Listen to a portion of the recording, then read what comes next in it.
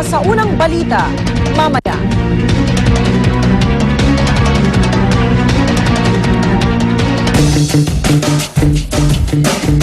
Ay, naku mga kapuso, kung natatandaan nyo, kamakailan na paulat na kasama ang Maynila sa Asia's greatest street food cities. Ayan. At syempre, ang isa sa mga paborito nating street food ay ang tinatawag na kwek-kwek. Ayan, ngayon gagawin ho natin to. Yung kwek-kwek, pwede pala itong gawing masarap na ulam. At tutulungan ho tayo ni Chef Nino Lugarta sa ating recipe na kwek-kwek. Good morning, Chef. Good morning, ma'am. Good morning. So, kwek-kwek ang ating lulutuin. Yes, gagawa tayo ng kwek-kwek. Ang kwek-kwek ay yung itlog ng pugo.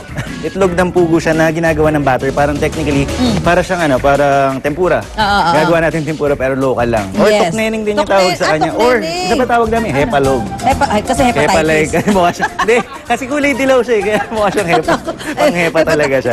Hepatitis pagka madumi. Kaya dapat pagka bibili kayo ng mga street food, make sure na malinis yung Yes. binibilhan ninyo ng street food. Diba? Yun ang sinasabi natin. Diba? Okay, Chef, go. Okay, so unang-una kailangan natin gawin is gagawin natin yung batter. Okay, butter. Oh. Start with some water. Okay, lagay tayo ng konting water. So, Chef, and then, lalagyan na tayo ng flour saka cornstarch. Okay, let's start with some cornstarch. Pagsasama-samahin lang yan. Pagsasama-samahin lang natin. Okay. So, akala natin kasi yung kwek-kwek ay talaga merienda lang natin yan, di ba? Usually sa hapon, mga alas 3, marami akong nakikita. Panggabi dapat to eh. Medyo madilim na para hindi mo na nakikita kung ano yung kinakain mo. Bakit naman? Dahil ako lang, biro lang eh. Naglang naman ng pugo yan. Oh, pero Naglang ano pugo. ha? Ano po ito? Doon sa medyo mataas sa cholesterol ito. Yes, So, medyo kailangan mataas kasi compared to other types of yung mga itlog, mas mataas yung cholesterol level ng kwek-kwek. kwek na nung itlog ng pugo. Itlog ng pugo. Oo. Okay, so Okay, ito beat na. lang natin yan. Season natin with some salt. And Okay. kung may pepper kayo, pwede kayo maglagay ng pepper. Konting paminta. And meron tayong oh. konting garlic powder para mas Okay. masarap. Okay, And then, meron tayo, ito na yung pampakulay natin. Yung yan, iba, ginagamit nila, food coloring. Oo. Yung yellow or orange sa food Yes, coloring. Pero ito. tayo, para mas natural, gamit tayo ng Atsuete ba yan? atsuete powder. Okay, oh. Okay. Para mas healthy naman yan Para kaysa mas healthy, sa para hindi lang basta food coloring. Oh, yes, oo. Pero iniisip ko nga, pwede tayo gumawa ng blue, green, orange. Wag na, okay na yan. Tama na yan, Chef. Pero ibang food Baka coloring na naman lang yung gagawin Christmas natin. nito. Para Power Rangers yung dating, diba? Yes, Power Rangers talaga. Anyway, depends on how much you want to add. Okay. Depende sa gaano katingkad yung kulay na Gaano gusto mo. katingkad. Okay. Okay. So, meron na kayong batter. Set that aside. Okay. And now, let's grab a spoon. Meron na tayo ditong Mga binalatang itlog ng pugo. binalatang itlog ng pugo. So, Okay. gagawin lang natin sa kanya. Just dump it in. Paborito Okay, pa naman. konti-konti lang. Hindi kailangan masyadong sabay-sabay natin Okay, gagawin. oo. So, let's add 4. And Tapos syempre may kumukulong ka mantika may dyan. kumukulong mantika na dyan. Okay. Okay? So gagawin lang natin, Ilalagay na ni dump it Chef in. para Habang mas malabnaw yung batter nyo, ibig sabihin mas manipis yung coating mo. Okay, ganun. Kasi mas makapal yung Kasi batter, mas makapal din yung magiging Oo, coating. puro ng coating kwek-kwek. na lang. Puro coating na lang. Kaya mas Okay. maganda, mas gusto ko yung medyo mas manipis. Mas malabnaw Okay? para manipis. Para manipis. So, Ayan. lagyan lang natin oo. siya. And antayin lang natin siya magiging crispy and magiging mag-brown ng konti. So, ito Okay. meron kang So, ginawa yan, din set ng that sauce aside. dito, Chef, habang hinihintay natin yan. Ito mga sauce mo, ano ito? Merong mga sweet and sour. Meron tayong ginawang mga sauce dyan. Oo. Okay? Ito masarap. Meron sweet and sour. Meron tayong sweet and sour. Hindi, sorry. Ito pala yung sweet and sour. Dito yung gagawin natin mamaya. Meron tayong sweet and sour sauce para pwede na rin siyang gawin parang ulam. Okay. And meron tayo dito na, ito yung ordinary na fishball sauce. Pero yung fishball sauce natin, Medyo we started manamit. off, sinimulan natin ng stock. Pwede yung tubig eh. Pero yung sa fishball, talagang tubig lang eh. Yes. Pero para mas malinamnam, gamit tayo ng chicken stock.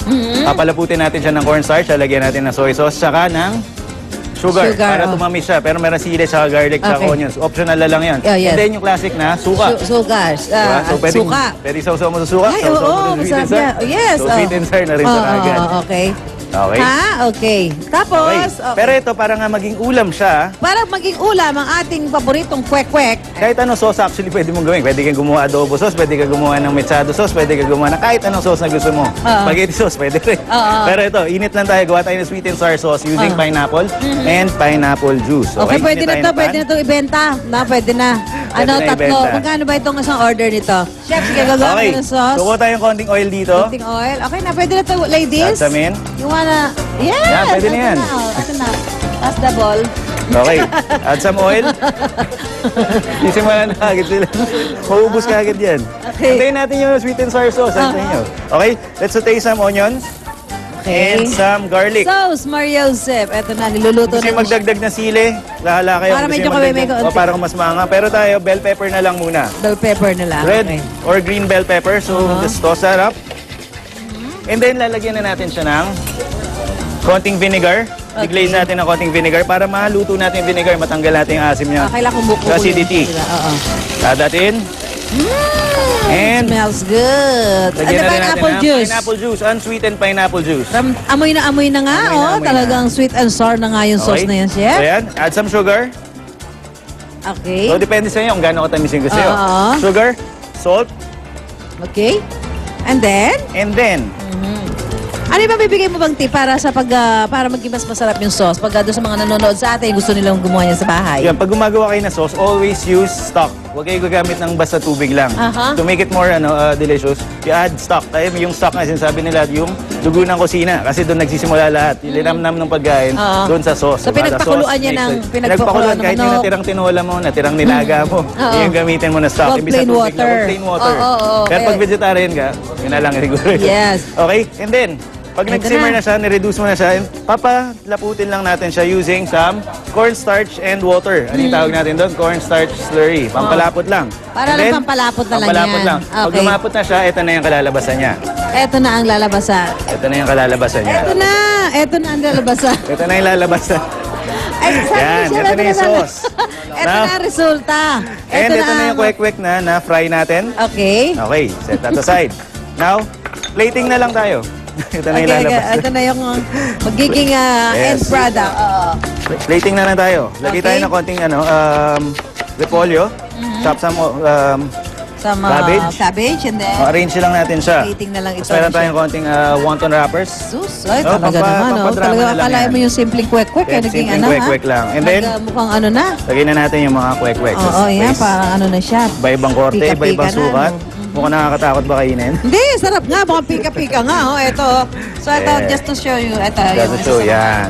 Ito po yung sample ng finished product ni Chef. So parang Habang, ano, di ba? nag-plating Street pa food siya lang. ngayon. Street food lang siya, pero Street food lang medyo siya na gourmet. akala niyo talagang street food pero pwede palang gawin Yes, ulam. And then, Ayan. you just pour your sweet and sour sauce over. Okay. And may pineapple chunks pa pala tayo. So, Okay. just add everything in. Okay. Okay, So, ito ready na. na tayo. Ito na. Ang atin na Okay lang. sweet and sour kwek-kwek. There you Hindi go. lang pang merienda, pang ulam pa. Ayan. Maraming salamat, Chef Nino Thank you very Lagarta. Ayan po ang ating mga paboritong pagkain sa mga lansangan. Ayan, ang ating sweet and sour kwek-kwek. Samantala, tingnan natin sina Lynn and Susie. Wow. Nakarating ba? Nakarating? Social! Kailangan mo itong Second kwento round? ng social may gulay. Meron tayong mga sticks dito, FYI. Oo nga, para ano talaga, Yes. for that street feel. For that street Correct, feel, arte. totoo. Ito gusto ko ito classic. I'm sure marami rin kwek-kwek sa Bulacan, no, Mare? Baka maraming kwek-kwek everywhere. Everywhere in the Philippines. Sakto lang na nabanggit mo kwek-kwek. yung Bulacan kasi Oo. meron doon kakaibang resort na ang kanilang main feature ay merong kuweba. Hindi lang kuweba, Mare, may stalagmites pa. Oh, yung mga bata dyan, alam mo yung sinasabi ko. Millions of years, ah. Yes! Kaya kasama natin dyan sila Drew, Monica, at Arn. Nag-enjoy na kaya kayo sa swimming dyan, I'm sure. Hi, guys! You want kwek-kwek? Kwek-kwek. Kwek-kwek. Happy Wednesday morning again mga kapuso. Ayan, tuloy pa rin ating summer saya dito sa unang hirit. Dito nga sa ating pinuntahang isang pasyalan na naman. Dito po yan sa San Rafael, Bulacan. At ito na, sa mga kapuso natin na gustong ma-experience yung feeling na nasa loob ng kuweba. Aba, hindi yun na kailangan pumunta pa ng Palawan o kaya sa malayo dahil mga 1 hour away lang from Manila, ito nga Bulacan, feel nyo na yan dito sa kanilang pool or dito sa kanilang cave-inspired pool na napapalibutan nga ng mga stalagmite. O, diba? Talaga, yung mga ayaw rin umitim, pwede to dahil ayan, natatakpan kayo ng araw. Plus, ayan, pwede kayo of course mag-swimming. Ayan, pwede rin kayo maglaro dyan. And of course, pwede nyo isama ang inyong mga kaibigan or yung mga nililigawan. Katulad na ating mga kasamang twins this morning. Hi guys! Good morning! Joyce Ching and TJ Marquez. Hello guys! Welcome sa unang hirin. Mga suki na ito. Ayan. So, kumusta naman ang summer so far? Are you enjoying naman? Yes po, at saka talong-talo ng lamig ng swimming pool yung init ng araw. Yes, super fun. Grabe. Tsaka sumasabay yung kahatang niya ni Miss Joyce Ching sa summer. Yes. Ayun naman.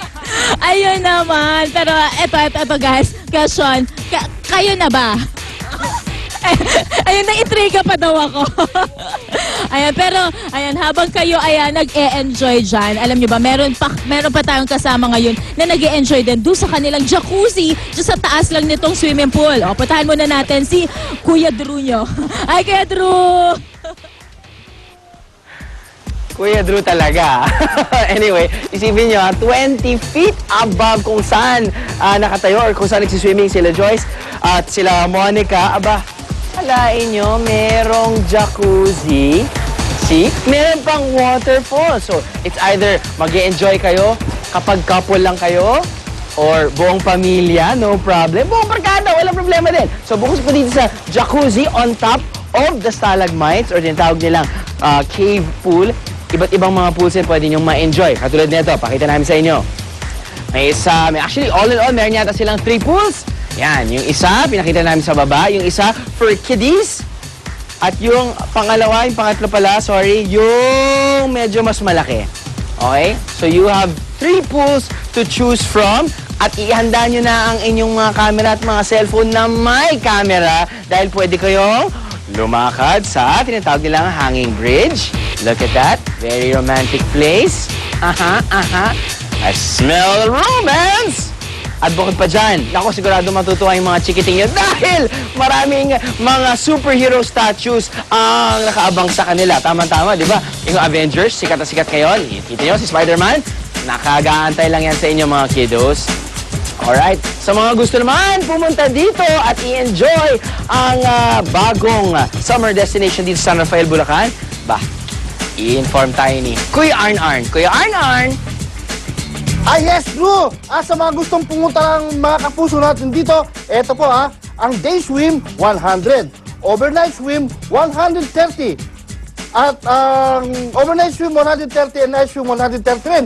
At may cottages na 400 hanggang 1,000.